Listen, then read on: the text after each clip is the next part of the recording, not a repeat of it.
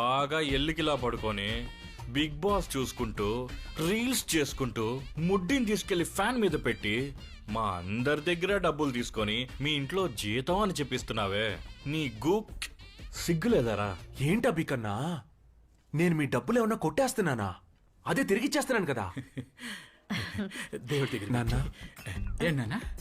మీ పేరు మీద అమ్మ పేరు మీద లైఫ్ ఇన్సూరెన్స్ తీసుకున్నాను కదా, దానికి మంత్ 8,000 కట్టాలి నాన్న.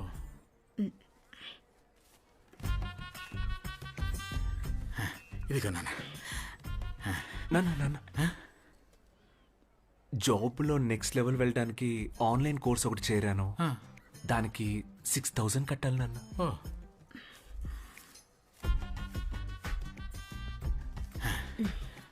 చాలా నాన్న. నాన్న నాన్న నాన్న, నెక్స్ట్ మంత్ మీ బర్త్డే వస్తుంది కదా, అవునా? దానికి కదిలొచ్చిన కనకదుర్గమ్మ గుడిలో అన్నదానం చేస్తానని మొక్కుకున్నాను. మంచిది మంచిది. దానికి ఒక 4,000 bucks. ఇదిగో ఉంచుకో. ఎరా, ప్రతి నెల ఇలా జీతం ఇచ్చి తీసుకుంటున్నావే, ఈ మాత్రానికి ఇవ్వడం ఎందుకు? ఏయ్ ఊరుకోమ్మా. ఏ ఈ కాలంలో ఏ పిల్లోడైనా సంపాదించి ఇంట్లో వేస్తున్నాడా? మన పిల్లోడు తప్ప.